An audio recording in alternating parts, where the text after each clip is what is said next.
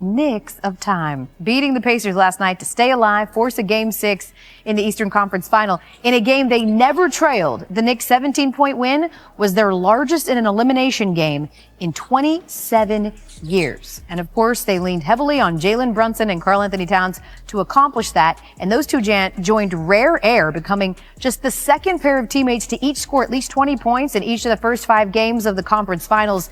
They joined Shaq and Kobe Bryant, who did it for the Lakers in the 2002 Western Conference Finals against the Kings. For much more, here's Tony and Mike with tonight's bonus PTI segment. All right, Wilbon, how confident are you that the Knicks will win Game 6? I don't know that confidence is the word for me, Tone. I don't really have a rooting interest in this series. There are participants in both camps that I really like and respect and have known a long time. I'm watching with great interest. You see, I'm here in New York City where I was at Game 5 last night.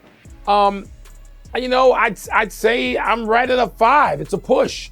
But I will say this. Even if the Knicks win Game 6, it doesn't mean I think they have to win Game 7. I mean, I was at courtside some years ago. You were courtside for Game 1 when Reggie had his 8 points in 9 seconds, whatever. But to end that series, Tony, and I hate to bring this up because you know how much I love Patrick Ewing, one of my favorite players and people in sports over my life. Patrick had that finger roll that did not go down, and the Knicks lose Game 7 after coming back from 3-1 to tie the series at 3. And they can't win the series in Game 7 in the Garden. So just because they win Game 6 doesn't mean they win Game 7. But yeah, do I think they can force a Game 7? Of course I do. Okay, so if the question is how confident am I in the Knicks' ability to win Game 6, my answer is I'm not confident. I'm not Really? confident in either team. Yes, because there's no particular separation between these teams. This is not like Oklahoma City and Minnesota. They are very close together. So I don't know how you can have confidence in one team or the other. I love Jalen Brunson. I think he's a great player. I love Tyrese Haliburton. He had a lousy game. Am I confident that Tyrese Haliburton at home is going to have a second straight lousy game in the playoffs? No, I'm not. I mean, this is one of those games where if you forced me to make a pick, I'd make a pick. But confidence, no, not confidence. All right, so having said that, is there going to be a Game 7 Monday night in this series? Yeah, I don't think so. I do think Indiana can and will win this game. What about you? What do you think? I'm completely torn. I think they can. I think that Rick Carlisle is going to help Tyrese Haliburton. Tyrese Haliburton is going to need some help because the Knicks figured out some stuff last night. They figured out how they want to attack him. And now the next move is up to the Pacers coaching staff. Yeah. And Rick Carlisle. That's why they pay coaches. Figuring that out. That's why they pay coaches. It is. That's why. Right. That's right. Tibbs made the right move, and his guys made the right move last night, and now it's up to the Pacers at home. That's it. We're done. Back to you. All right, for much more on the Eastern Conference Final, let's bring in our NBA analyst, Tim Legler. I love that we're sitting here on a Friday speculating if the Knicks can win Game 6, and we're only in that position because they won a must-win. What tone did they set from the start last night? Well, a couple tones. First of all, it was Jalen Brunson at the start of the game. I just thought he came out very aggressive, looking for his own shot in a game that had that kind of pressure, the intensity in the building, a lot of pressure on the home team. Jalen Brunson, their best player, came out and said, guys, I got this. And early on, he scored their first 6 points. They were up 6-0. I felt like it was almost like a pressure release in the building for everybody. Their best player was in a good place. That calms you down. And then it was Karl-Anthony Towns, I thought, in the second quarter. Power basketball, everything, straight line, dribble, drive. It wasn't just him either. It was OG Anunoby, Josh Hart. Everybody that got their hands on the ball, put their head down, went straight to the rim. 60 points in the paint on the night. I thought their best defense was an effective offense by playing power basketball, forcing Indiana to guard them in the lane, made it much harder for them to run. So I just thought their two best players had great nights. And the Knicks played to their advantage, which is size and strength. Pacers' advantage is speed. That size and strength negated that tempo in Game 5. We've been saying it this whole series. They really don't have an answer for Karl-Anthony Towns, who had 24 points. And to your point, 18 of those coming from the paint. For Indiana, I mean, Tyrese Haliburton, 8 points last night, self-admittedly laid a dub. What happened?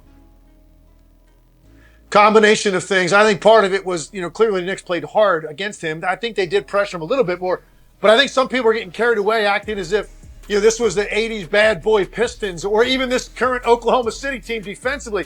The Knicks played very hard. I'm not going to take that away from them, and they did pressure him a little bit more. But I think this was more about Tyrese Haliburton's mentality. I almost feel like, he had an overreaction to what they were about to do to him. And in his own mind, after the game he had in Game 4, which was really one of the best I've ever seen a point guard have in a playoff game, I think he was so prepared for what the Knicks were going to do, he almost took himself out of the game mentally. The aggressiveness wasn't there. They didn't have opportunities to run because the Knicks didn't take a lot of three-point shots. You add it all up, and Tyrese Haliburton was a non-factor, which is really shocking when you look at the way he played in Game 4. He knows he has to have a big bounce-back game. He has to be great in Game 6 to win this on their home court. Yeah, and unfortunately for Haliburton, they didn't get really any help. A 17-point Game 5 win that saw them dominating the lower blocks, outscoring the Pacers 60-34 in the paint. It marks their second-best paint point differential in a game in these playoffs. New York now has 4 games this postseason with at least 60 points in the paint. That's the most by any team. A few minutes ago, I tried to say his legal name, and it's like the street gods punished me. It was a tongue twister, so what up, Perk? Perk, we already know how the Knicks offense really controlled the tempo last night, but what did you see as the key to that game for New York winning?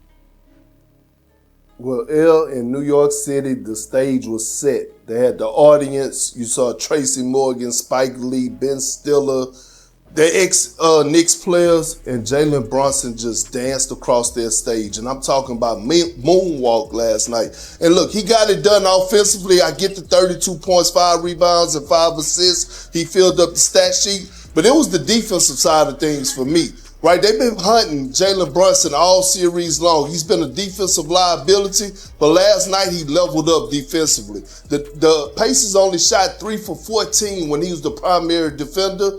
That just showed his leadership. That showed his growth in taking ownership and accountability and how he was able to rise to the occasion. It was arguably one of his best games in a Knick uniform, and that's hard to say because we know what type of performances he has put up since he's gotten to the Knicks organization. You said it, though. It was a complete performance because when you look at the numbers, in the first 4 games of the series, the Pacers were shooting 68% with Brunson as the primary defender. Last night, they only shot 21%. And you already know Brunson and Hallie, they're going to get all of the headlines, but there are other players obviously on the court. What do you think is the most important matchup from among the supporting cast? Oh, I got to show love to the big men. Karl-Anthony Towns and Miles Turner. Miles Turner been leading the postseason in block shots. He's been the unsung hero for the Indiana Pacers. But in this series, whoever wins the battle between those two, that's the team that wins the game. And Karl-Anthony Towns had it his way in Game 5. 24 points, 13 rebounds, and he had 20 field goal attempts. Only 4 of those attempts were 3-point shots. He was imposing his will, playing daddy ball on that low block, getting to the paint, was unstoppable, and he dominated Miles Turner, who only had and finished the game with 5 points in 24 minutes. So look out for that matchup. I believe it's the X factor. It's the most important matchup, especially going into Game 6. How Miles Turner will respond, or if he will respond, can he slow Cat down? I love the analysis. I was waiting on a Perkism, something like, he would like a cat to a curtain. He would tear him up. That's my Perk impersonation. Not good?